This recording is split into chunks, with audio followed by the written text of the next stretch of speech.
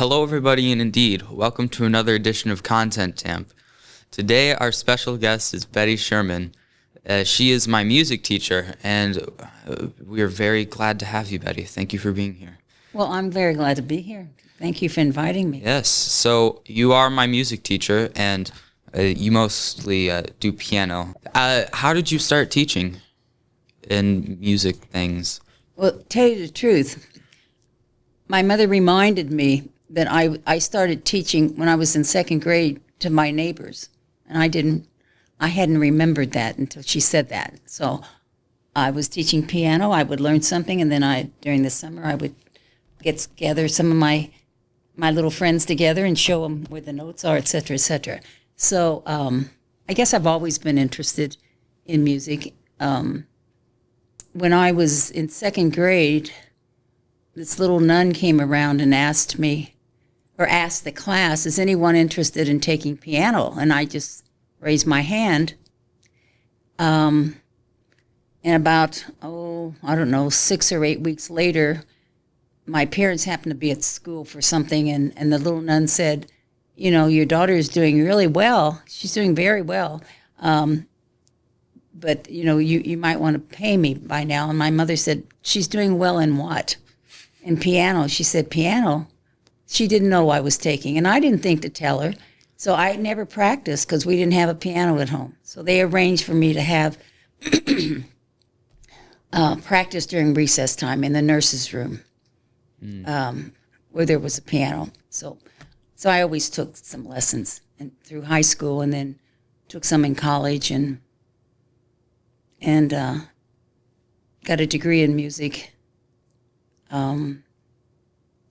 And I took organ lessons too, because I probably was going to be a church musician too. Mm-hmm. So that's kind of how it started. And then I've taught anything in music in the classroom from a school in Cincinnati that had 1,100 students.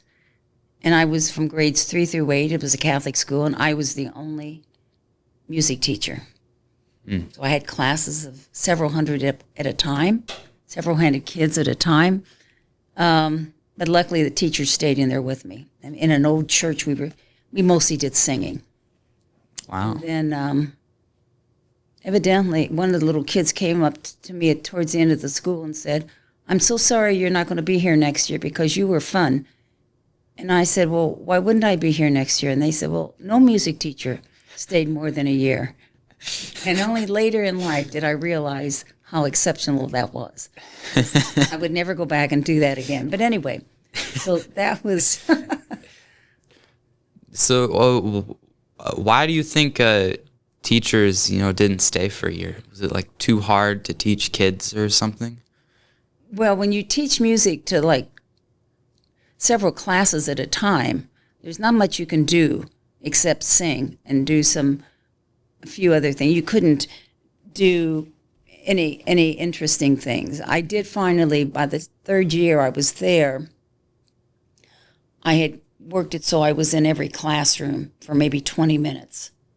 So I could do some other things besides just sing. We did rhythm things and folk dancing and all kinds of creating different kind of music instruments and things like that.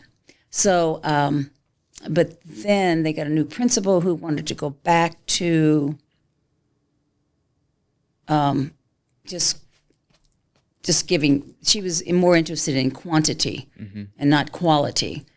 And I said, no, I can't go back and teach, 200 kids at a time. So, and I had a brother and his wife who were in Africa at that time, so I thought I'd go visit them, and if I liked it, I was going to stay. And I did. Really? You stayed in Africa? Yes, in Zambia. I taught. Mm-hmm. I just went over on my own. I didn't wait for the Zambian government to pay for it. Mm-hmm. And that was a life-changing experience for me. That was wonderful. I got a job teaching at a high school. They were looking for a math teacher and a civics teacher. So I said, well, I had taught math.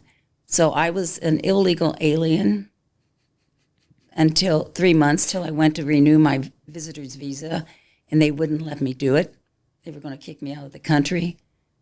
And so the this particular school where I was had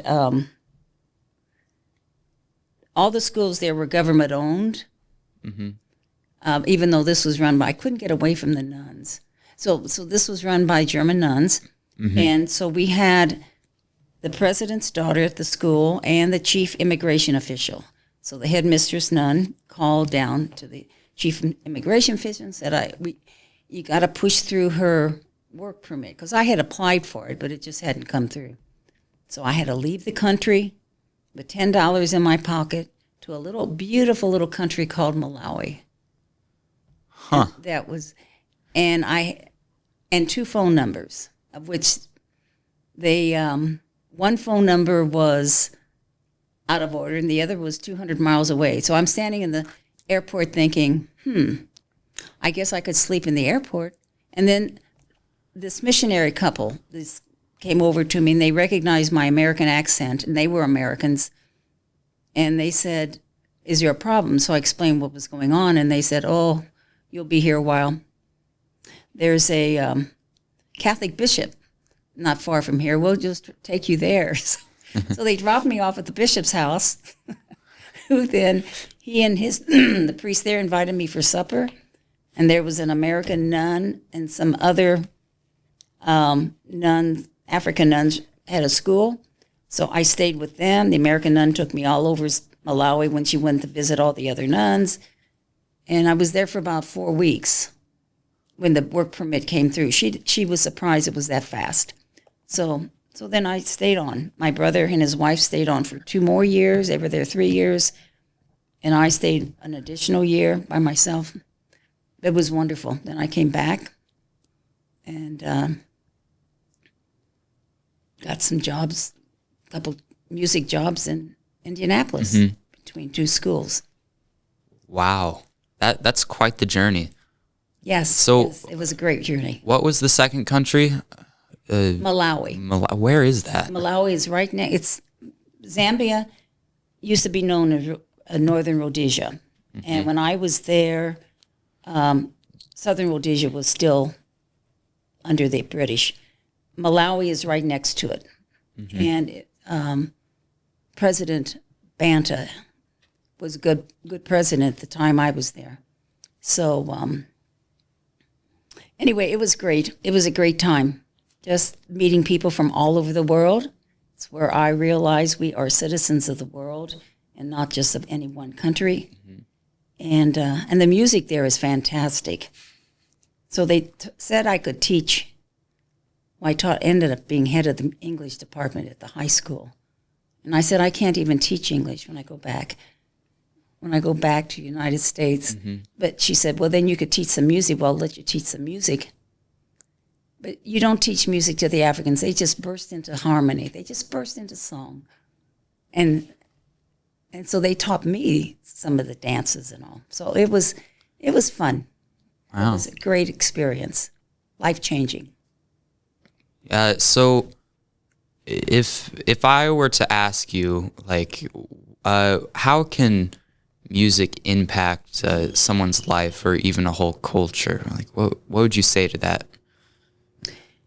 Well, if you look through history, music has always been a part of, man. In all the primitive, in the third world nations, in primitive man, they've always had music in dance and song. They may not have known how it was constructed, any theory, but it's part of our life. Music is a part of our life.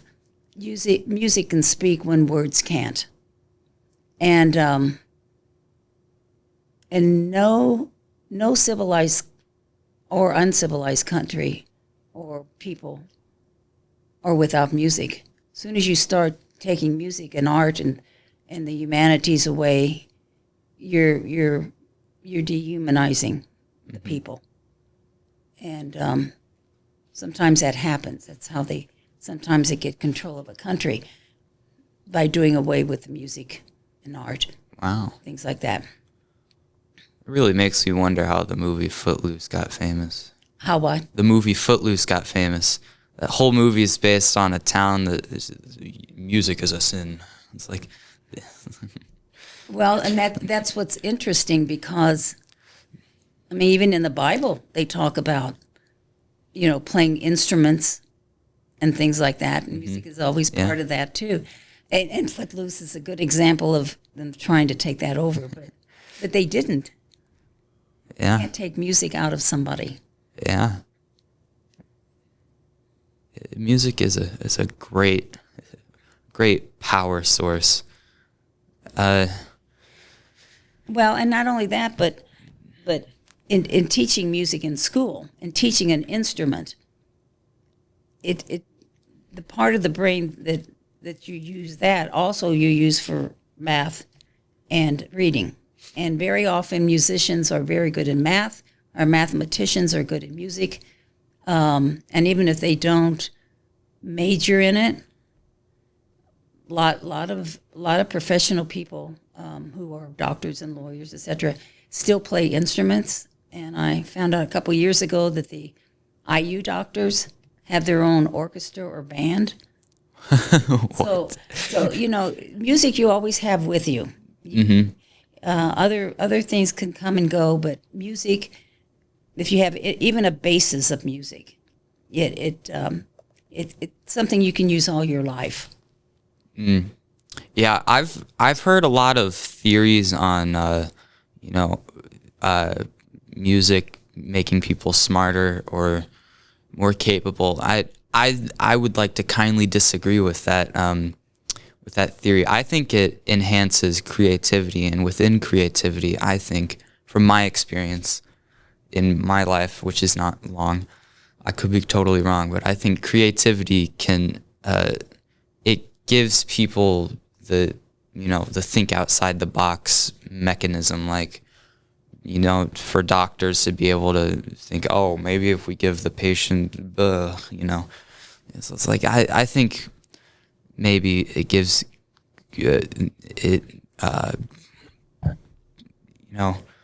not necessarily smarter, maybe more active almost. Well, smarter might not be the right word. Yeah, and there is a link.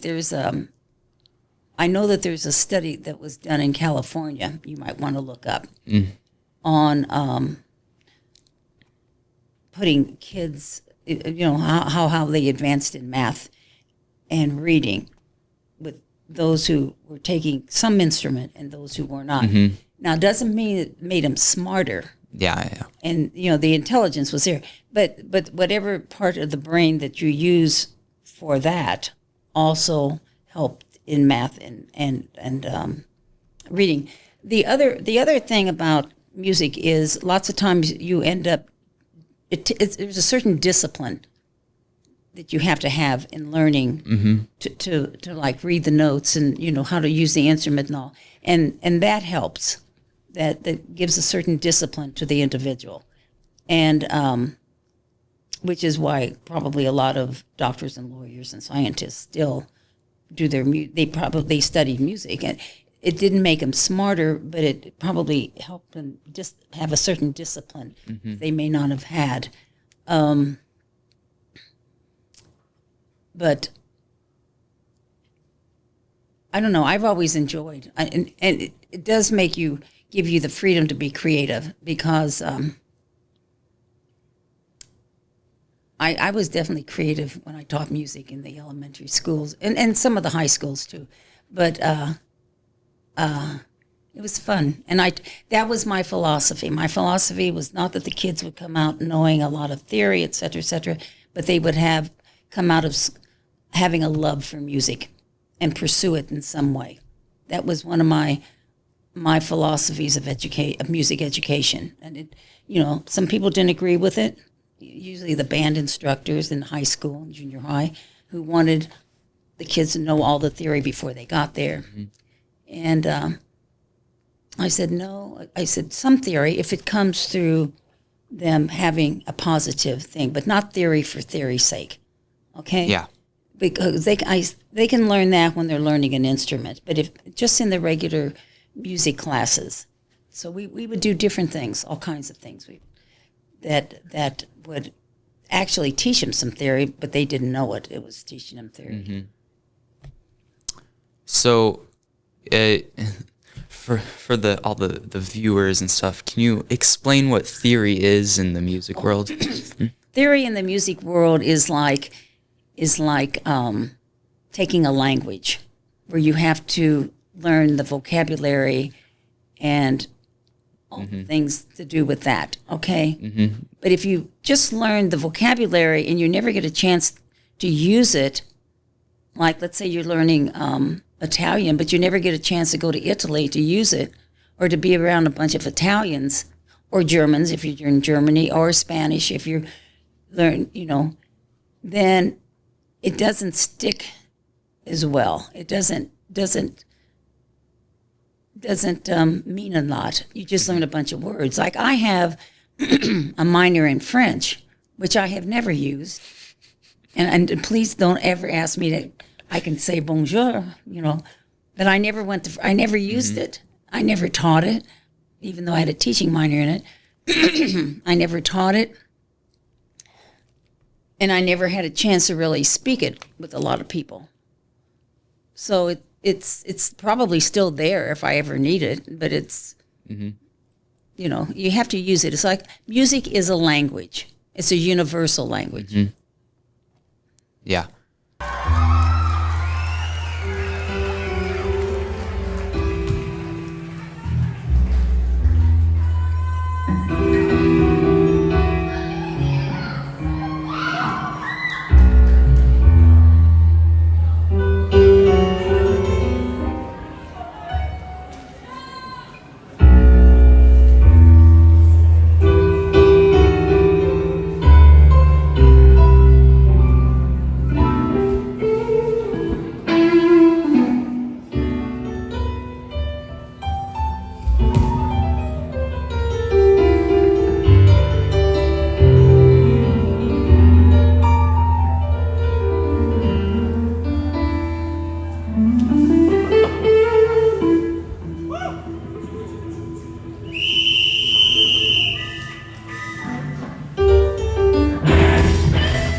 One thing I wanted to ask, now when you were in Zambia, did people have an inkling that you weren't from there? Oh, yeah. Well, one thing I experienced, and this has really helped me through my regular teaching, is that I was a minority, okay? I was a minority. And you have to realize that a lot of the little people who were in charge of different, like the peons, like the guy who told me, I said, well, I'm saving you money by staying here, when I tried to say, I'm waiting for my work permit.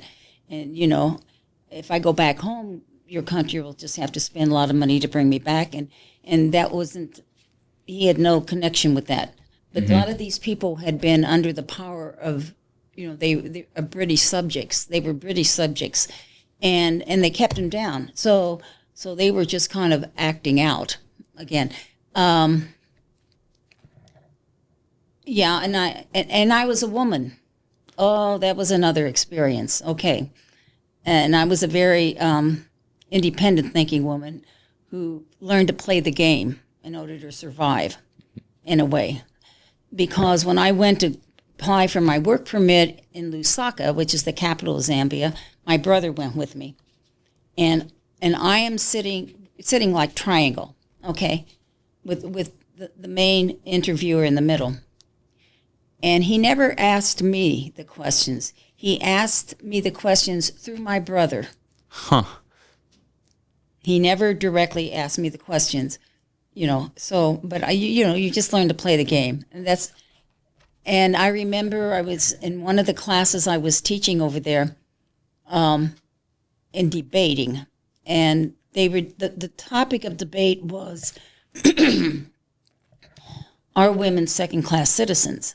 Now, in that particular class, I had the President Kawunda's daughter, and he himself had studied in Europe. So, I mean, he was African, but kind of a liberal. He was probably one of the best presidents in the Middle East, middle of Africa, the most stable government. So I had her, and I had the chief immigration official and somebody else. And they were discussing this. And the constant thing was the women are they are inferior to the males. Mm-hmm. And then they asked me, what would the girls in America say about this? And I said, first of all, that would probably never come up in a subject for a debate. I said that would. It was really interesting because I was surprised at with President Kaunda's daughter, and because I know she wasn't treated like some of the other women were treated because he had been educated in Europe, but. Yes. So not only was I white and an American and a woman, I wasn't married. Oh. And over there was something, they are all married. All these women are married by the time they're 18, 19 years old, 17, 18, 19. And a lot of pressure is put on them by their families. Mm-hmm. I taught with one who really wanted to come over here and study psychology. She was brilliant. She was a wonderful person, and I was working on trying to get her some help in getting over here. And next thing I knew, she came in, she was married. She had been pressured by her parents to marry this fellow. And so I guess she's okay. She's still there, I guess. Once I left, I lost contact with her. Yeah. But it's a whole different way of life. It's a whole different, but it's a lovely. One of the things I found was the Africans value their children. Their children are with them. They're either on their backs or on their, tied in front, or they're with them. They're babies and all. There's this physical contact with a human being from the time they're little. They are the happiest. They were the happiest people I ever saw. And I was talking to a priest who did a sabbatical over there in the Central Africa, and lo and behold, that isn't what he said during his talk. That they were the happiest children as an adult growing up, because they had this balance. This attachment to their family. Mm-hmm. And they also, even those out in the bush, Yeah. It taught me that, having things is not what creates happiness. It's just enjoying nature and having each other. I mean, they were just, it was just really nice. Mm-hmm. That's a whole nother. Could talk forever about Africa and the safaris and the wild animals and that was fun.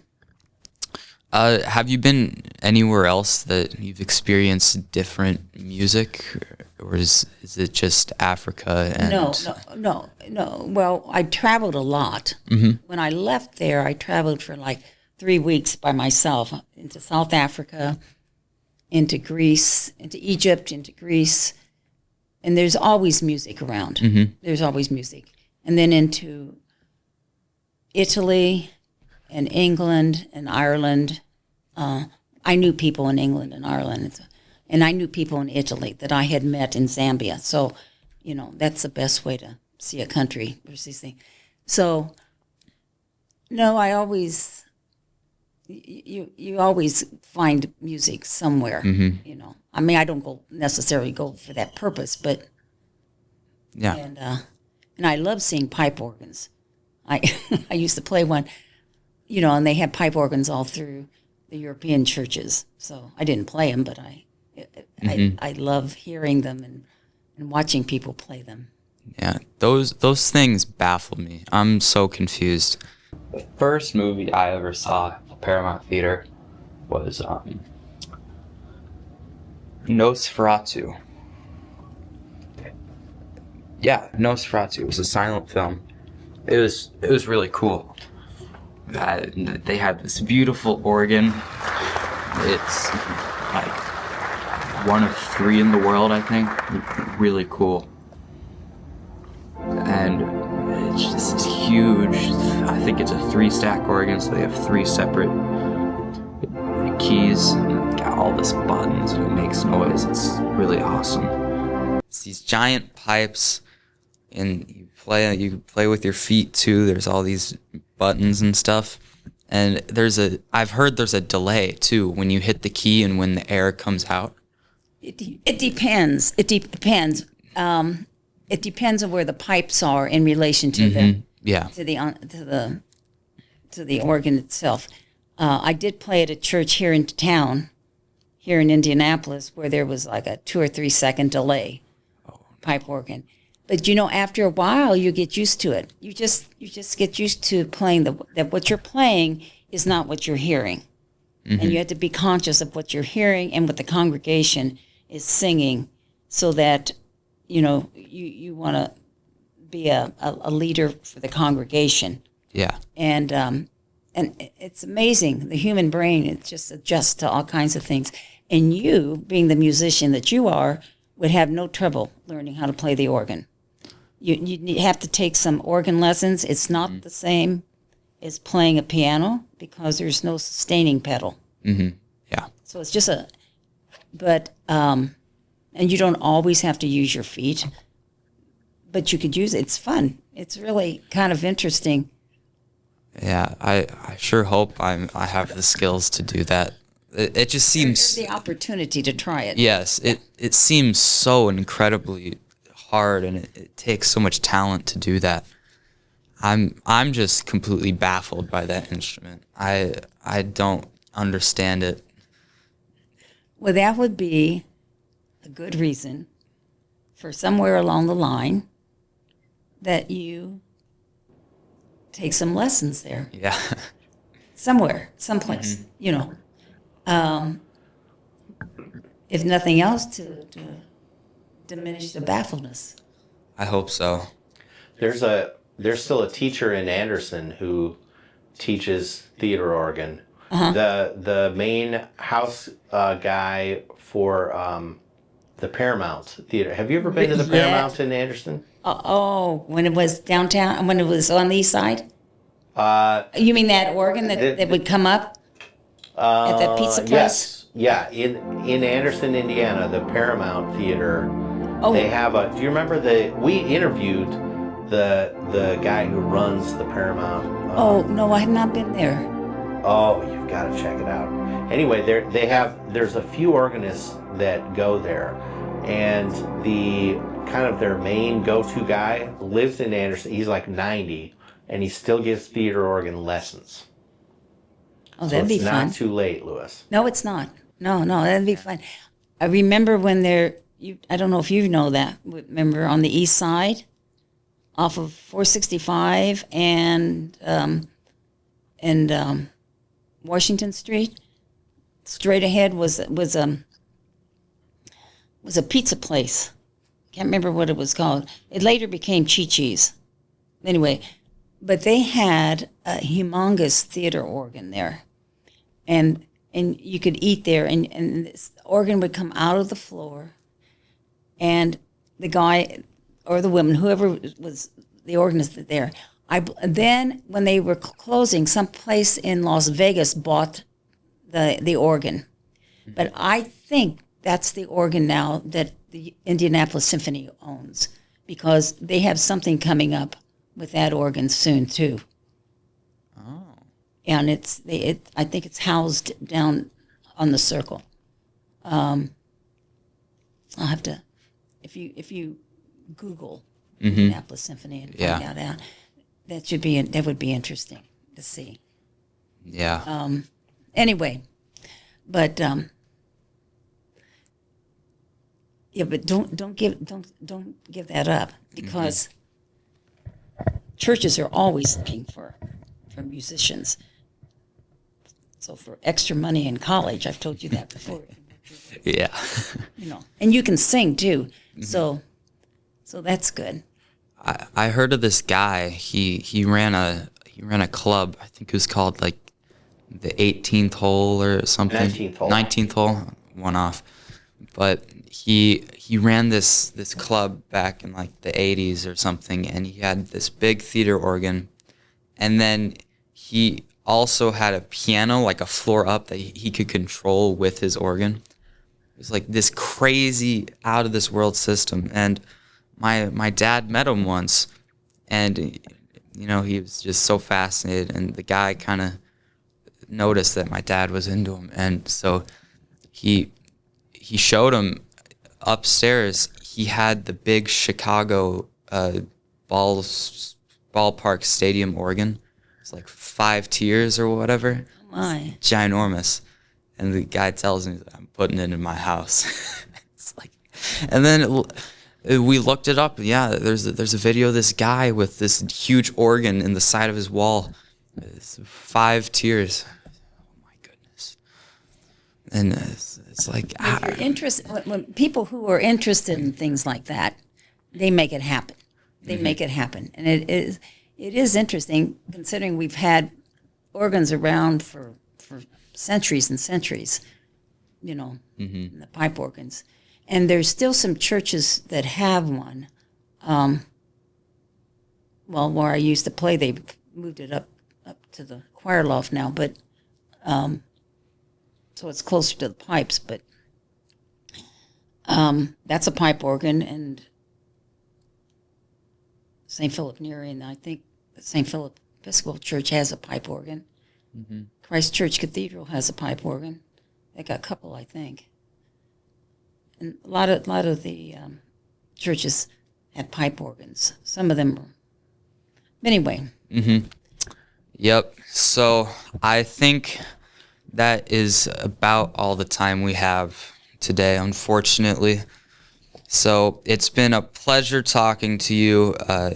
Awesome music talk. Get to nerd out. Hopefully we can nerd out this Thursday. That's my next lesson, I think. Tomorrow? Yes, tomorrow. So, yes, thank you for being here, and have a great rest of your day. Thank you. It's been very much fun talking with you about this. I hope so.